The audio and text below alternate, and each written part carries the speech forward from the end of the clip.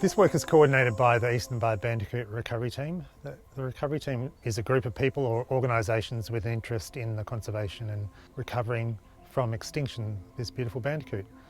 It has a number of members from Environment, Land and Water and Planning, Zoos Victoria, Phillip Island Nature Park, Mount Rothwell Biodiversity Conservation Centre, Parks Victoria and conservation volunteers. The recovery team started in about 1990 and since then it has been doing a number of things to stop the bandicoot from becoming extinct.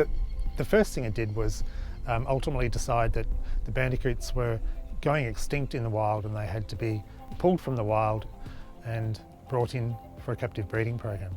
Since then, one of the key things the recovery team has done has been breeding bandicoots, basically to conserve them.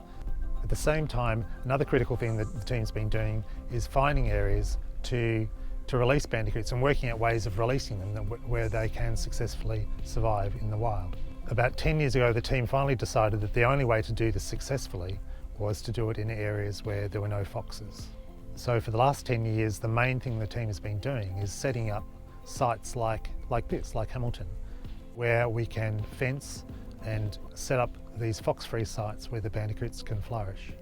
So we proved that really could work here and at one other site just north of Geelong at Mount Rothwell. And having proved it at these two sites, we're now doing it at one other site just north of Melbourne at Woodlands Historic Park, and a fourth site and our last site, which is Tiverton just north of Mortlake. Tiverton is the largest site at 1,000 hectares, and together with the three other sites means that we now have almost 2,000 hectares of land where bandicoots can flourish in the absence of foxes within the original range, within Western Victoria. Another thing the recovery team is doing is introducing bandicoots into places where they've never been, and that is into fox-free islands in Victoria. Victoria has two large fox-free islands, Phillip Island and French Island, and over the last 5 years we've introduced bandicoots into those two islands as well.